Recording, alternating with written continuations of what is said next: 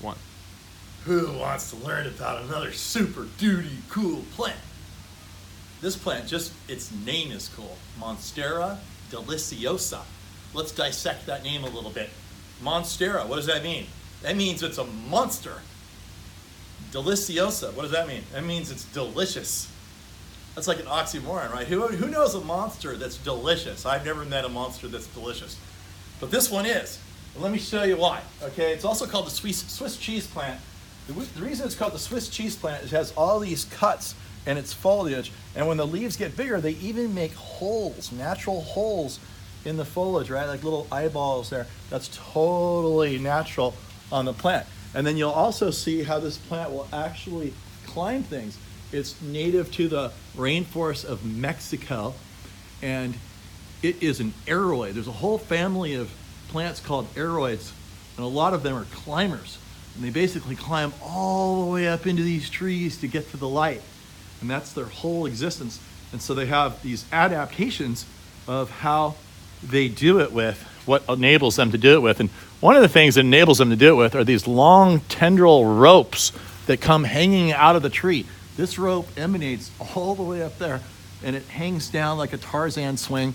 And these ropes are looking for objects to grab and stick to. And you can see in here, there's more of them, right? They're a little funky looking, but they're actually really cool and exotic. And they actually will cling to the trunk. You can see how it's clinging right there. See that? It's stuck really good. It's like super glue. I'm not sure exactly how it sticks, but it's like Spider-Man. Anyway, so I think they call it Monstera because it does become a little bit like a monster. Look at it. It's just going crazy and taking over.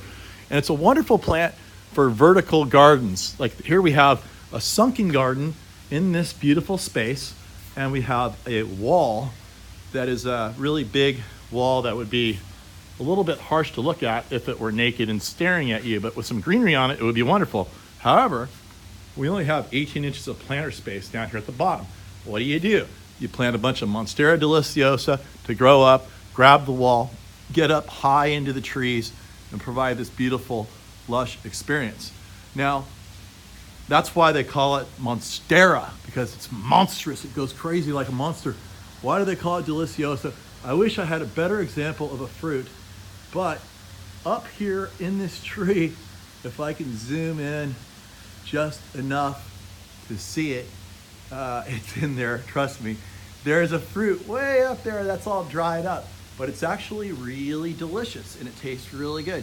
And it tastes like a real exotic flavor. And so there you have it. So if you're in the Bay Area and you don't have much frost, this is a really fun plant to have around. It's a great house plant. It'll do wonderful outside. It's actually really drought tolerant, even though it looks super lush. Look at all those beautiful holes right there. You can even take these leaves and cut them and bring them in the house and put them in a vase. They'll be good for like an entire month. The new growth coming out of these plants is this beautiful, soft, more yellow green. It's really a lustrous, beautiful color. And then of course, when they get older, they harden up to a darker green like this. There you go, Monstera Deliciosa. You heard it here first. There you go.